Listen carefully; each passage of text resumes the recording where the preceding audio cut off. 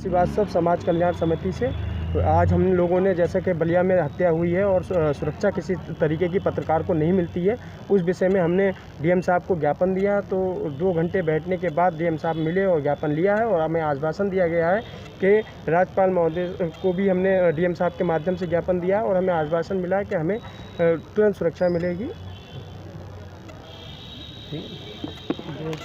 जो एक चौथा स्तंभ है हमारे, और उनको, उनके परिवार को भरण पोषण की व्यवस्था पूरी होनी चाहिए। हमारी योगी सरकार ने उनको 10 लाख रुपए का योगदान दिया है, लेकिन 10 लाख से कुछ नहीं होगा। उनके 2 बच्चे भी हैं, उनकी पूरी जीवन यापन की पढ़ाई भी है, और रहने के लिए आप किराए भी यदि लेंगे तो भी क्या कहते हैं, कम से कम में भी लेंगे तब भी 5-7 हज़ार से कम कोई मकान नहीं मिलता किराए से।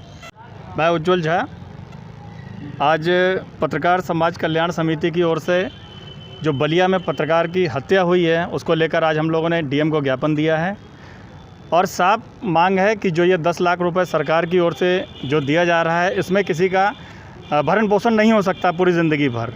इसलिए ज़िंदगी भर का जो होता है, जो ज़िंदगी भर का एक बहुत बड़ा ज़िंदगी होती है, और इस तरीके से अगर हत्या होती रहेगी तो जाहिर सी बात है पत्रकार एक जो चौथा स्तंभ है वो कहीं ना कहीं टूटता हुआ नज़र आएगा। तो इसलिए सरकार से गुजारिश है कि 10 लाख का भत्ता जो दिया है उन्होंने उसको बढ़ाकर 50 लाख करें, और जो भी घर की अगर दिक्कत है, परेशानी, तो घर की व्यवस्था की जाए उनकी।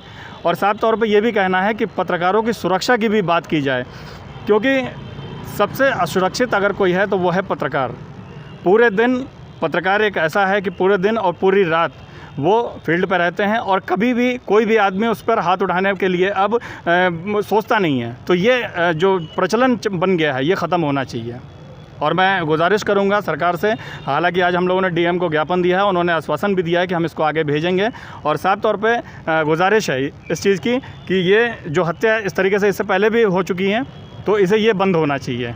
अगर ये बंद नहीं होता है तो एक दिन जो हम लोग दूसरे की सहायता करते हैं, तो हम लोग का भी सहायता करने वाला कोई अगर नहीं होगा तो हम लोग को जाहिर सी बात है कि सड़कों पर आना पड़ेगा और अपनी आवाज़, हम ही को खुद अपनी आवाज़ बुलंद करनी पड़ेगी। अभी भी सर बरेली में कोटेदार पत्रकारों को धमकियां देते हैं और पत्रकार से बदसलूकी करते हैं। आपका क्या कहना है? देखिए, ये आम बातें हो गई हैं इस टाइम। जो जैसे कि आपने देखा बलिया में किस तरीके से हत्या हुई है, तो ये बहुत ही आम बातें हो गई हैं इस तरीके की।